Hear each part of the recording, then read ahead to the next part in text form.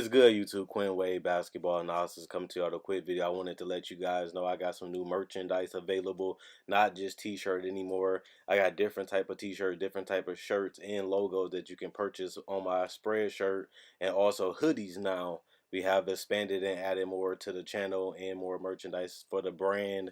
Thanks for supporting. It will be in the description and the links will be in the comment section below. Thanks for helping me and supporting the movement. Quinn Wade Basketball Analysis. I'm going to check out the video. What is good, YouTube? Quinn Wade Basketball Analysis coming to y'all with a video. We're going to talk about the Sacramento Kings firing Dave Joerger of their head coach spot, something that surprised me. I heard a lot of things going on with them, with Dave Joerger in the front office and the organization, but I didn't think that they will fire him because this team has really had little success in the last 10 years. They have basically been irrelevant for the last 10 years. They had players like Tyreke Evans that won Rookie of the Year, looked promising. He never really developed or became anything better. He actually regressed. You look at DeMarcus Cousins, they couldn't even make the playoffs with him, Rudy Gay and Rondo, Isaiah Thomas. No matter who they put with that roster, they just couldn't win. And even when they showed signs of winning, they ended up letting go Mike Malone. And then you look at this year, they finally have a lot of success.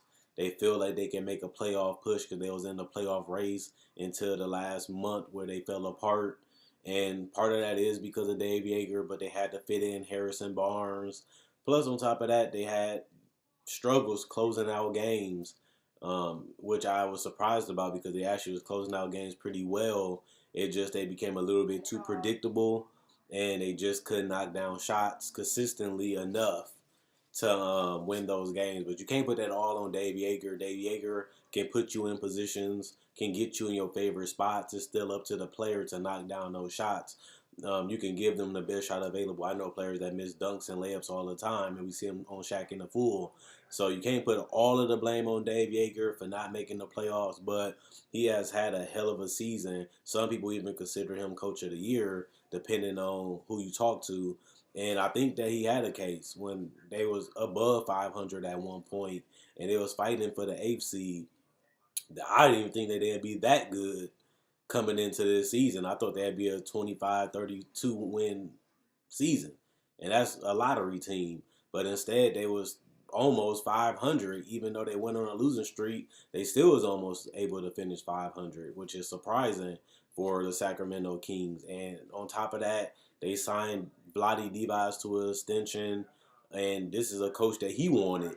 I'm surprised that he ended up firing him in general because this is a coach that he hired and felt like was perfect for this job after what he did on other teams. Dave Joerger is a cool coach, but he does demand a lot of his players, and he does demand them to play a certain way. And I feel like that's what you want on a young team, somebody that's hard, somebody that you can talk to, but also somebody that has your best interest. We've seen De'Aaron Fox take an enormous leap as a player this year, and part of it was because he got more consistent minutes. He became the permanent starting point guard, something that he didn't really get as a rookie, because as a rookie he started some games and sometimes his minutes fluctuated. He comes into this year, he's the guy.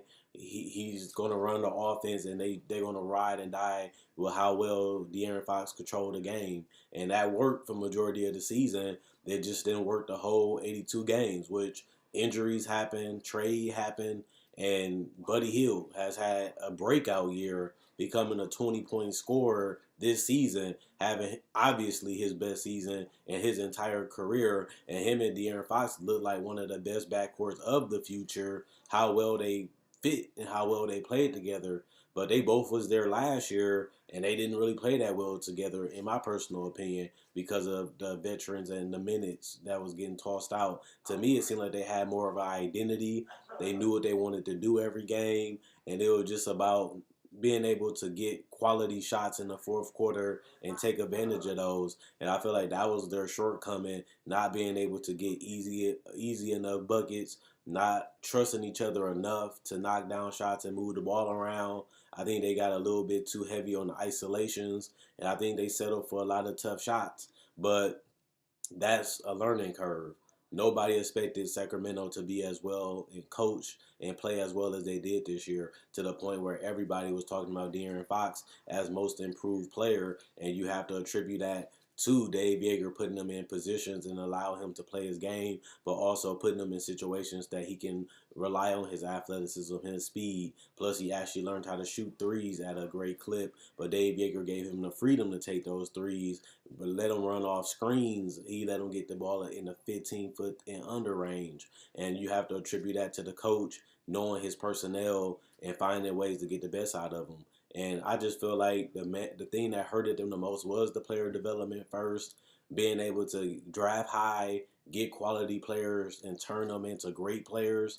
And I feel like they was doing that. Stein looks a lot better. Scowl looked it better, but he got traded. Obviously, Harry Giles looked like an NBA player at this point, and even Marvin Big Bagley. They drafted him at number 2, and as sometimes he looked like the perfect fit. Although he will be even better if he can actually shoot, which he hasn't been able to master that yet. But that's going to be something he's going to have to work on in the future. So I personally feel like whoever's the coach of this team in the future is getting a beautiful team.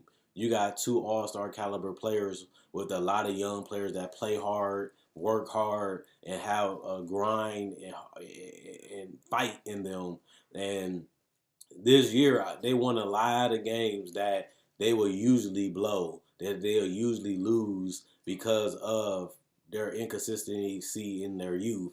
But they was able to play in some big games and close them out. They was able to literally go at other teams' throats. And I just feel like they just couldn't do it for 82 games, and that's what really drove the nail in the coffin, which was unfortunate. But that losing streak at the end of the season cost them their season in the playoffs, because that's the streak that they had to at least break 500 on. But they ended up going below 500 and ended up costing them the playoffs because they could never really recover and get things going back in the right direction. And you can't blame that on Dave Joerger, because he has to find a way to win those games if they really want to be a playoff team. But for them to play as mature and as well as they did and surprise majority of all of us, even the Sacramento fans, wasn't expecting them to play at the level that they played on this season. And that just gives credit to Dave Joerger at the same time. But what I will say is this is a team that you definitely want to be a part of. If I'm a coach, I would take this team in a heartbeat. They have talent, they have picks, they have assets that can be traded to upgrade other positions. They have salary cap right now because most of their players on rookie deals, and they don't really have a veteran eating up all of their cap like other teams. This is a team that can continue to grow and has huge upside if they continue to stay together and they continue to plug in the right pieces around Buddy and Fox and whoever, if it's Bagley or Stein, Giles, whoever supposed to be that third wheel guy. If they can continue to build around them, develop them, and plug the right pieces around them, this is going to be a desirable situation. And it's easy to notice that. But if you would have told me that last year, I'm like, yeah, they got the pieces, they have the talent, they drafted decent, but I still got to see what they're going to do, how they're going to execute, how they're going to get the best out of this talent. And it seemed like Dave Joerger figured it out. And now the guy that actually gets somewhere with the team and helps them have that confidence that they can win, helps them continue to go out there and play hard throughout the whole 48 minutes. I haven't seen that even with Mike Malone. I feel like he was able to put them in situations, but I feel like Dave Joerger had the perfect system for this type of roster, and it just fell apart at the last month and a half, and it ended up blowing up in his face because the team is young. They still was learning, and the pressure of making the playoffs was on them. And on top of that, it intensifies those last 2 months because teams are playing for a playoff spot. Plus, their schedule got a little difficult to me, and that ended up hurting them a lot too. And when you have teams gunning for you and teams that must win situations and teams that has veterans and has great coaches that can get, better shots and get them better opportunities than Dave Joerger, it ended up being the collapse for them. But if I'm a coach, I feel like this is one of the must-have jobs. in the NBA, because I still feel like Buddy Hield can get better. I still feel like Fox can get a whole lot better, especially defensively. He has a lot of potential on that end, and offensively, he's only scratching the surface of what he can do.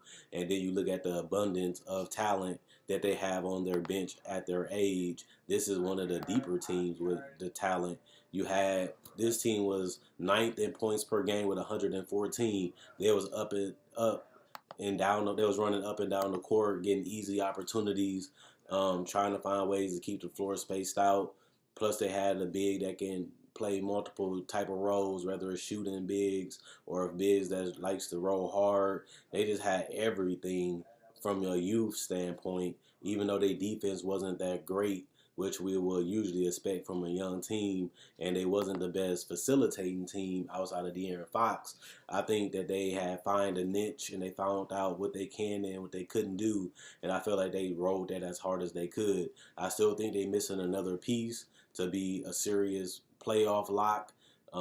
They still Harrison Barnes did not fill that role, and it can be through somebody on this team already developing a lot. Maybe it is Bagley, maybe it is another player on this roster. Maybe they trade a couple pieces to get an all-star caliber player, or try to pick one up in free agency to help them guarantee a playoff spot and build off what they did this year.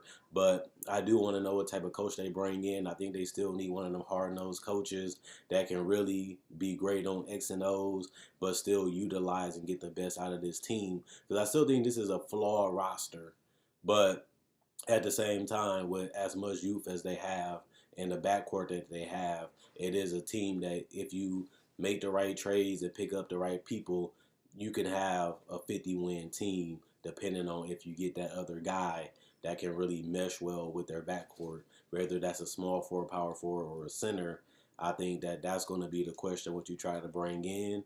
But as far as a play style, as far as talent, this team is going to be special. But I definitely think they should have let Dave Joerger finish out his contract, because they made improvements every year, and they was just, to me, a couple games away from making the playoffs, and they still one piece away from being a great team in the Western Conference. And they probably a great bench player and a great player, an all-star and a great bench player away from being a serious contender, depending on what happens to the Warriors. And I think that they are up there with Denver and the Rockets if they get that all-star caliber player and the right bench player off that. I mean, the right bench player. But De'Aaron Fox averaged 7 assists. Buddy Hield was able to give them 20.7 points a game, 20.7 points a game, and they finished 39 and 43. That was third in the Pacific Division. So they even finished better than LeBron James and the Lakers. And that's something special, and that's something that you are excited about going into next year. And at the end of the day, I would definitely want to see who they hire, what draft who they draft, and what trades they make, and if they're going to try to get a free agent that can accelerate this process and put them on a course to being a lock in the playoffs. And that's going to be the bigger picture. Will they have a season of being better next year, or will they regress to the old Kings? We didn't hear that much chaos. We didn't hear that much drama. And we heard a lot of positive things about the Kings. And that's something that we haven't seen in years with this team, probably over a decade, because they've been dysfunctional. And this is a lone bright spot in their 10 years.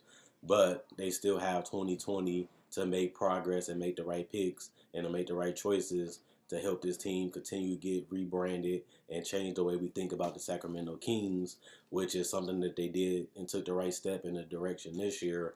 And I want to see them continue to build upon that next season. And I do want to see the team in the playoffs. They're scary and they're fun to watch, and they really have a lot of heart, and they really enjoy playing basketball, but they can really play.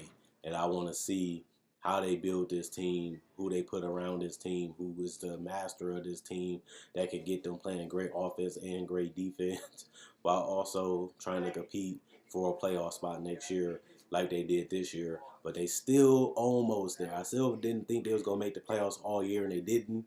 But I still think once they get that all-star caliber player to go with Buddy Hield and Fox, that's going to take them to the over the top, and maybe they can be a top 5 seed in the West next year, depending on what they do with the bench. And I think with the draft pick that they have, the youth that they have, and the salary cap that they have, I truly believe that they can make that coast and that ride to the playoff next year. And it was unexpected, and they blew up this year. But now it's time to readjust and come back together next year and make progress to continue to build upon the success that they had this year.